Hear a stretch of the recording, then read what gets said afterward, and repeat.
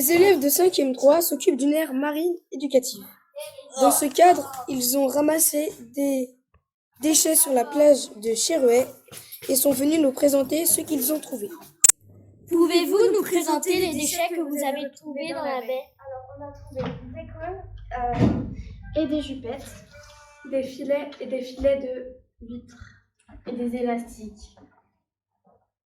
L'utilisation des objets en plastique dans les métiers de la mer, une bonne ou une mauvaise idée?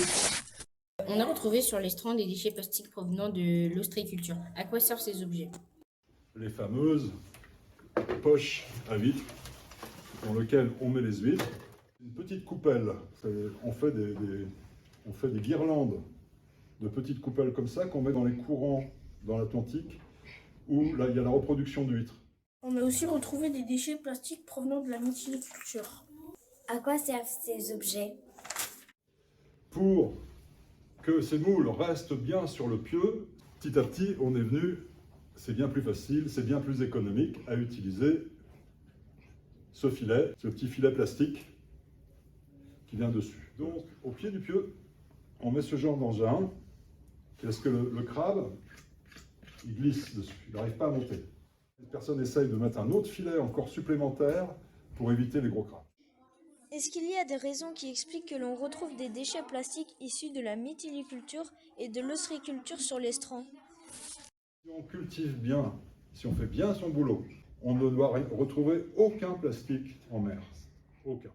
Que deviennent les déchets plastiques retrouvés sur l'estran et qui ne sont pas ramassés?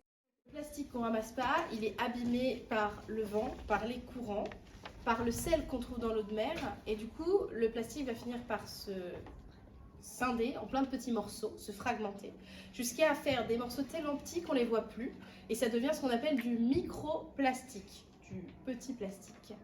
Et donc ce microplastique, il se retrouve partout dans l'eau.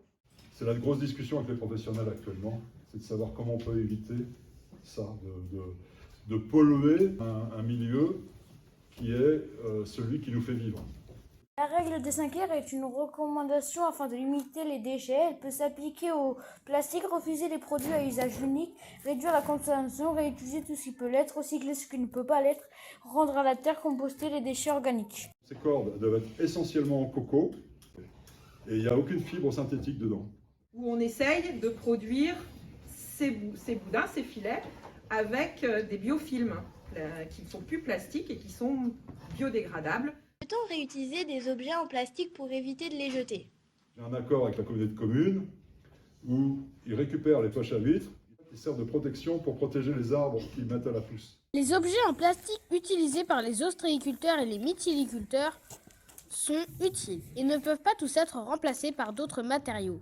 Les professionnels ont conscience des dangers que représentent les déchets en plastique sur le milieu dans lequel ils travaillent et ils font en sorte qu'il n'y en ait pas. Pourtant, on en retrouve encore. Et pas seulement des déchets ostréicoles ou mytilicoles. Nous avons tous une responsabilité. Rappelons-nous qu'un plastique jeté par terre se retrouvera dans nos rivières puis dans la mer.